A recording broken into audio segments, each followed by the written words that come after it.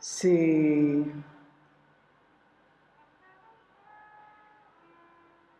c'est un quotidien où le personnel et le professionnel sont sans arrêt, je dirais, enchevêtrés. Euh, et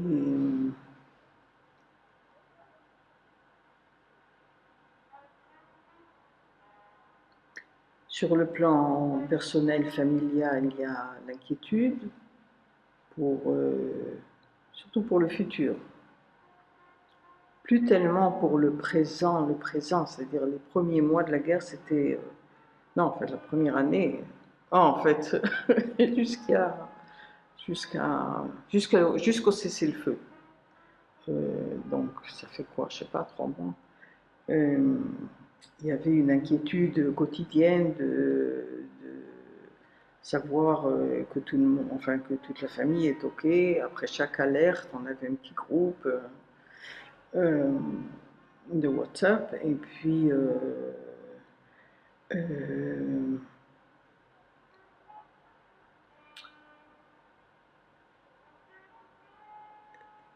et en parallèle, il y a l'inquiétude professionnelle, euh, comment être ce que j'appellerais la thérapeute suffisamment bonne, euh, c'est-à-dire trouver l'équilibre entre euh, ne pas trop,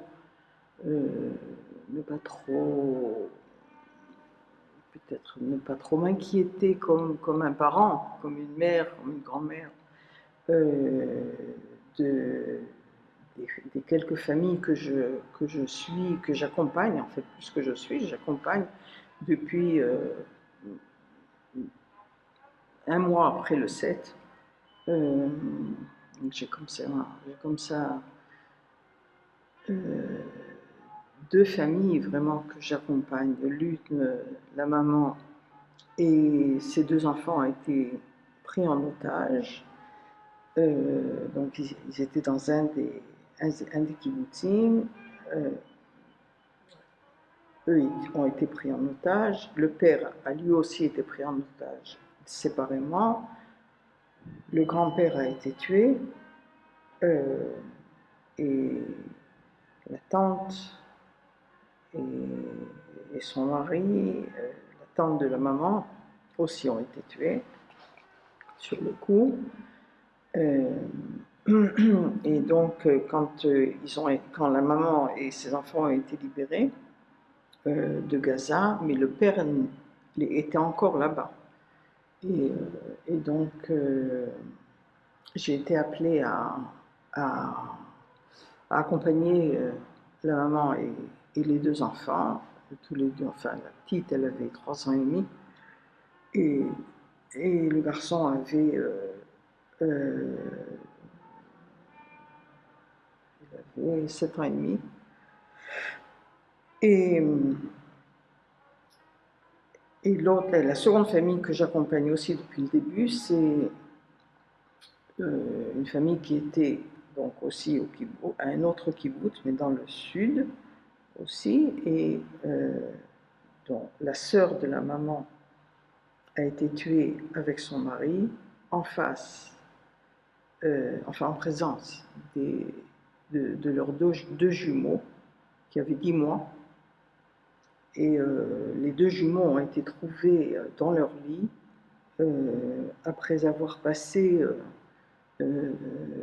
15 heures dans cette pièce avec les cadavres de leurs parents et Hamas autour d'eux, parce que Hamas les ont laissés en vie exprès en pensant que leurs pleurs allaient attirer des gens et comme ça ils allaient tuer les gens qui arrivent. Ce qui s'est passé.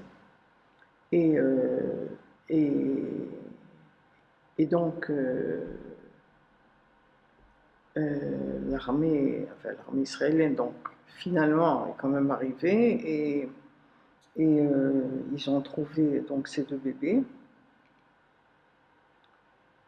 euh, qui donc n'avaient n'avaient ni mangé. Au début, ils pleuraient, puis après, ils ont arrêté de pleurer. Ils avaient ni bu, ni mangé pendant 15 heures, des tout petits de 10 mois. Et donc, ils ont été pris par la sœur de la maman et son mari. Et eux, ils ont 3 enfants à eux. Donc, du coup, ils se sont retrouvés avec une famille de 5, avec des conflits interfamiliaux des deux côtés. Enfin,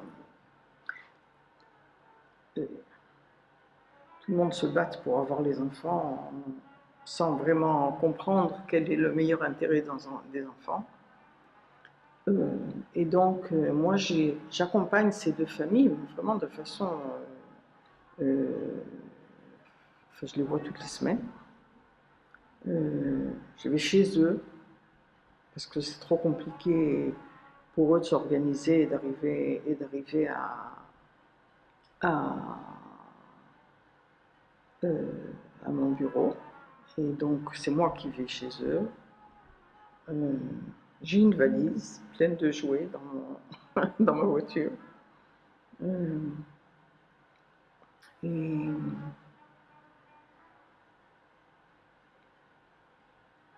et bien sûr, la vie a continué. Donc, par exemple, finalement, le père est revenu, heureusement. Moi, je craignais tellement qu'il soit tué là-bas à Gaza, et j'essayais d'imaginer comment j'allais les aider.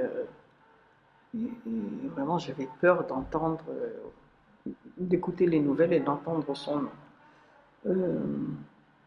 Et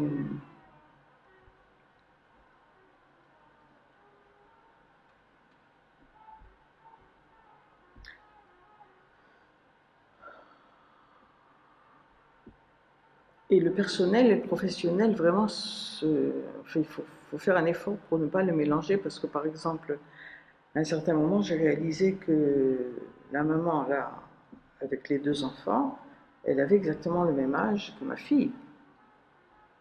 Euh, et, et j'ai senti que je commençais à imaginer qu'est-ce qui serait passé si c'était ma fille avec mes petits-enfants et, et mon gendre. Et c'était tellement insupportable que j'ai remarqué que mon cerveau faisait une espèce de mettre ça de côté. Allez, ne pense pas à ça. Ne pense pas à ça parce que c'était... euh, et puis du coup, au même moment, j'avais du mal à écouter la mère en question.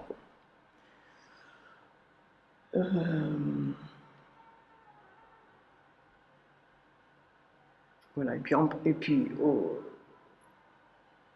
entourant tout ça, il y a une espèce d'un mélange d'angoisse et de tristesse sur ce qui va se passer, sur est-ce qu'on devrait quitter Israël, est-ce qu'on devrait... parce que bon, nous on n'est vraiment pas du côté du gouvernement, comment qu'on puisse dire, et alors, quitter, euh, si quitter, où aller,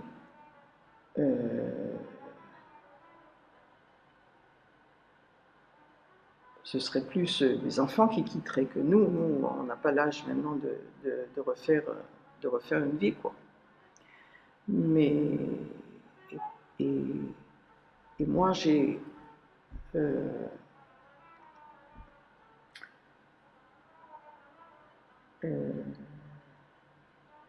une espèce d'arrière-pensée que mon mari d'ailleurs ne partage pas parce que lui, euh, il n'a pas eu cette expérience.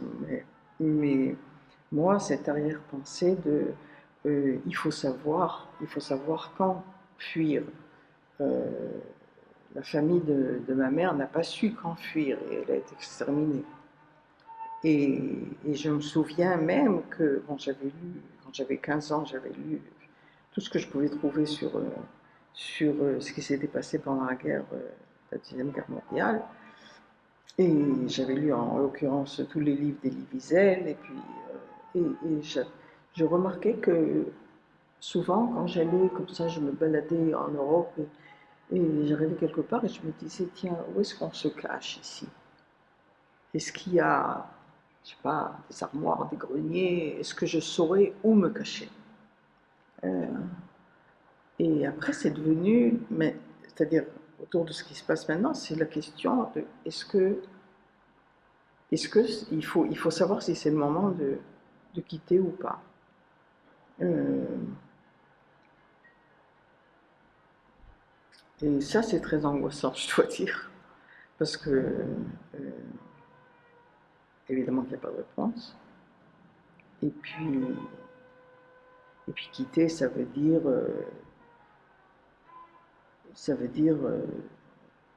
devenir immigrant. Pour moi, ce serait redevenir immigrant. Euh, c'est assez lourd. Et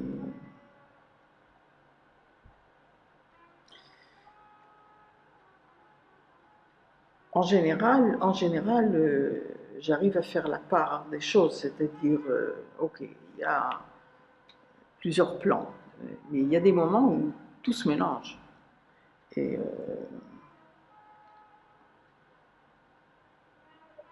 il y a un peu l'impression de perdre les repères, de perdre. Mais donc le quotidien avec le travail vraiment aide enfin pour moi, ça m'aide vraiment à structurer, euh, euh, à mettre un peu d'ordre dans les angoisses, ces angoisses existentielles là. Euh, et puis, et puis je pense vraiment que aider les autres nous aide à nous. Donc, euh, et puis c'est vrai que il y a un aspect très émouvant en fait de cette aide tellement longue, parce que ce sont des thérapies qui sont tout à fait différentes des thérapies habituelles. C'est-à-dire, d'abord, je ne vais jamais chez les gens de façon continue, et puis ce sont des familles qui, s'il n'y avait pas eu ces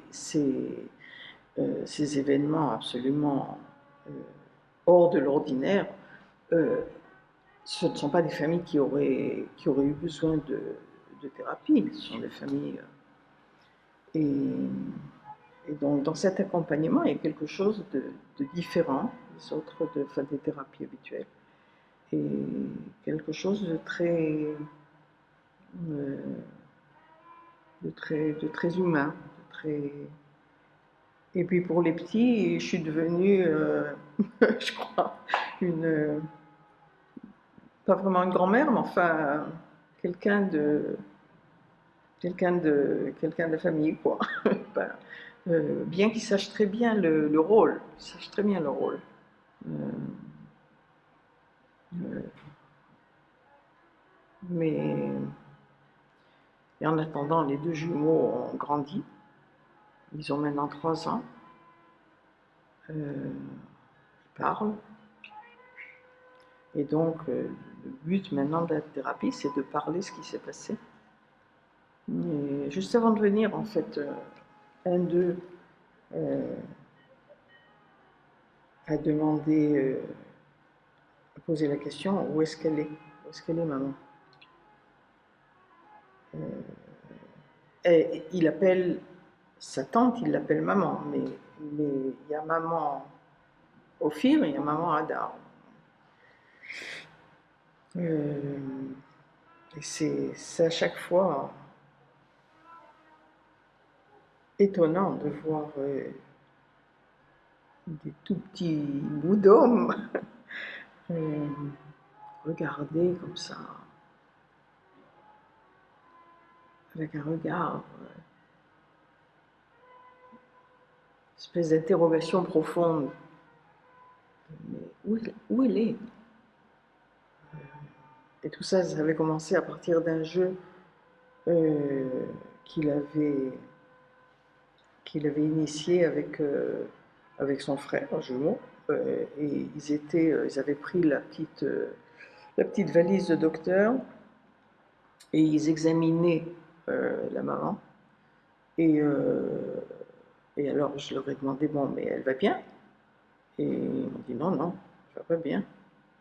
Et ils étaient donc, très préoccupés à la faire aller mieux. Et puis, euh, et pour moi, ça a été l'occasion de dire, euh, euh, oui, c'est vrai, les, les docteurs n'ont pas arrivé à sauver maman Ada.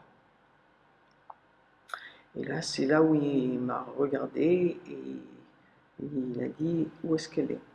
Et c'était la première fois où on a vraiment, vraiment touché comme ça, mis vraiment le doigt sur la mort. Euh, bien sûr avec l'accord de la maman.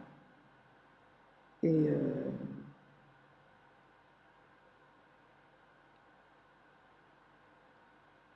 ce sont des moments qui,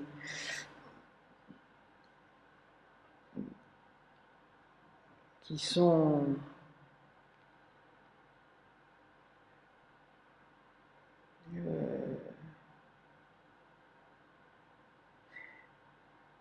des moments qui, d'un côté, bon, nous renforcent parce que c'est vraiment le travail qu'on est censé faire. Et d'un autre côté, c'est pénible à voir un tout petit comme ça qui essaie de comprendre le monde, comme nous d'ailleurs, et il a du mal. Il a du mal.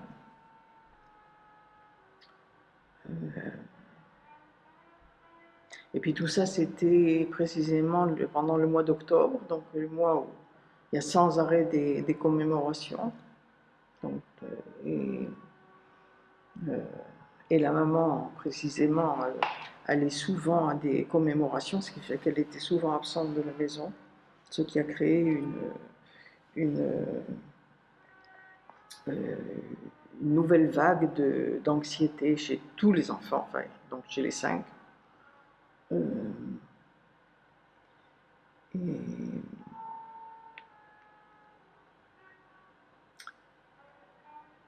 et puis, il faut faire de la place pour tout le monde. Il faut faire de la place au papa, il faut faire de la place.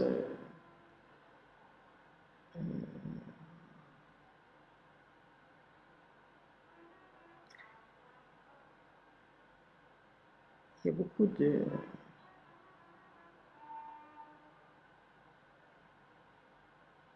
Il y a toujours de la souffrance enfin, c'est pour ça qu'on fait ce métier, mais là, il y a une espèce de souffrance collective. Une espèce de pesanteur, du mal à être optimiste.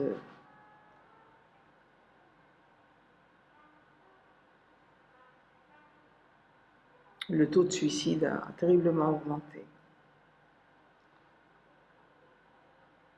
surtout parmi les jeunes, parce qu'il y avait 300 et quelques jeunes qui ont été tués pendant qu'ils dansaient.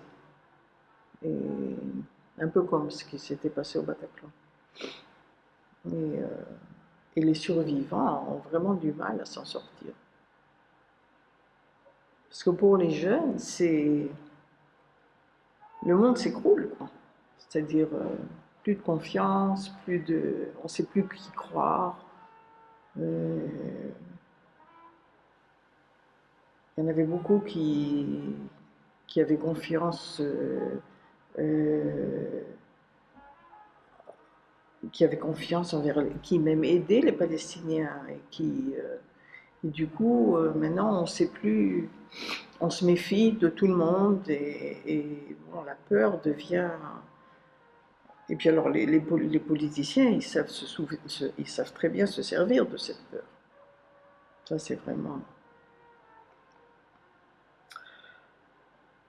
Bref.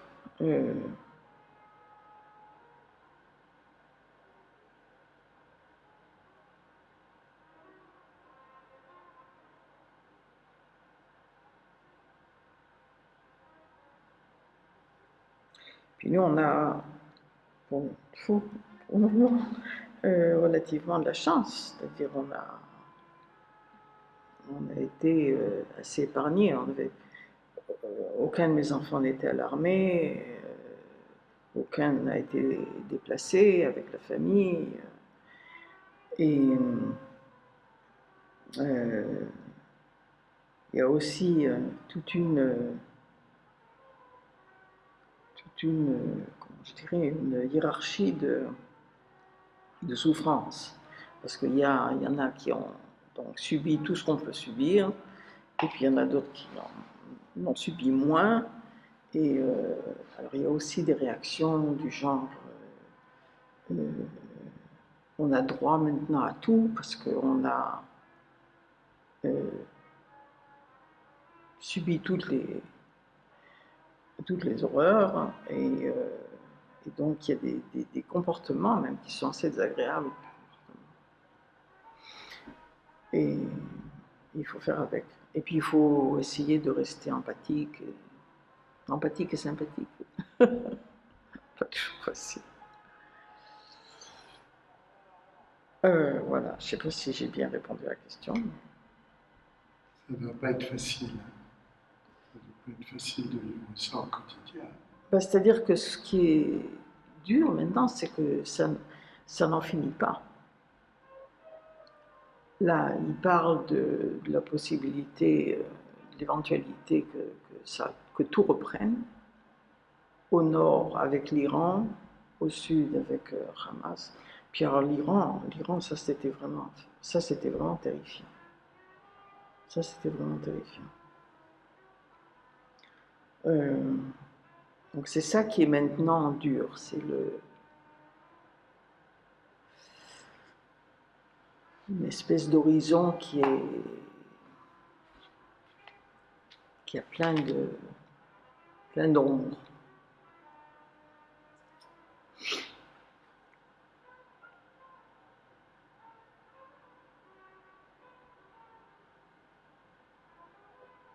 Enfin.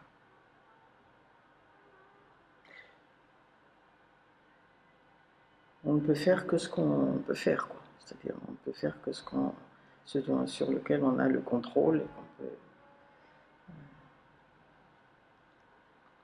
ne pas se laisser contaminer par la haine et par la peur. Je crois que c'est le but principal, là, sur le plan personnel, mais aussi un peu professionnel.